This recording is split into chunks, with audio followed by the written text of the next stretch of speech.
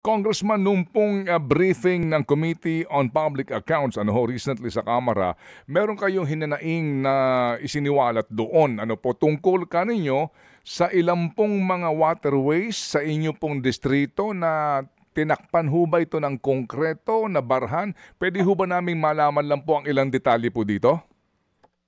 Yes, sir. Yes, sir, Ted. During the last August 4 hearing po dun sa public accounts, ang topic po dun is mag-briefing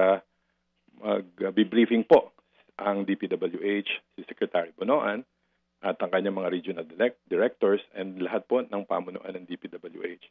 And ang issue po dito yung flooding. Kaya po, umattend po ako nung hearing. I was given a chance to ask Secretary Bonoan yung mga concerns sa Las Piñas. And sinabi ko po doon, alam niyo po, ang rivers and creeks and lahat ng waterways, bawal po tayuan ng mga structures yan, including kalsada po. Meron po tayong batas, 1976 pa po yun, yung Presidential Decree 1067, yung tinatawag na Water Code. Ang pagkakaalam ko po, 3 meters po easement ng creeks. Tapos, I think sinabi na ni Mayor Zamora kanina, 10 meters. Bawal po tayuan ng kahit ano namang structure yan. Dapat po taniman niya ng mga puno, ng mga para maging matibay po ang kanilang wall ng mga rivers. But dito po sa Las Piñas, gumawa po sa initiative ng mga dating namumuno dito na tinatawag na River Drive. Ito po ay, yung po kasing River Drive, ginawang kalsada. Kalsada, ang dulo po nun ay papunta po doon sa mga negosyo ng mga bilyonaryong politiko. At ito po, yung absorptive capacity ng river, opo, pati yung hydraulic process po na para bumilis po yung takbo ng tubig, napigilan po dito. And then at the same time, ang pinakamabigat dito, yung mga creeks po, nilagyan din po nila ng kalsada.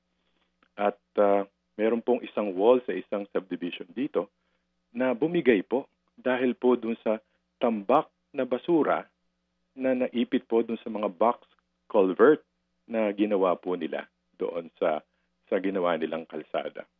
Mapapansin niyo po dito sa Las Piñas, ang mga proyekto po papunta po lahat doon sa mga negosyo ng mga malalaking politiko dito. And in fact, ang tanong ko po kay Secretary, anong nanalo po ako ng Congressman, Kong Ted, meron pong 450 million na bigla na lang pong inilipat from the district to the regional office. So, nagtataka, kasi neophyte lang po ako, Sir Ted. Hindi ko po alam ang mga proseso na yan. At ang sinasabi ko, bakit nilipat po? Wala naman pong konsultasyon sa local government. And then sa akin po, hindi ko po alam na kung ano po yung projects na yon. At may nagsabi po sa akin na ito daw ay insertion. Sir Ted, di ko na po alam kung ano yung mga insertion na yan. Kaya pinaiimbestigahan ko po yan at nirequest ko po kay Secretary.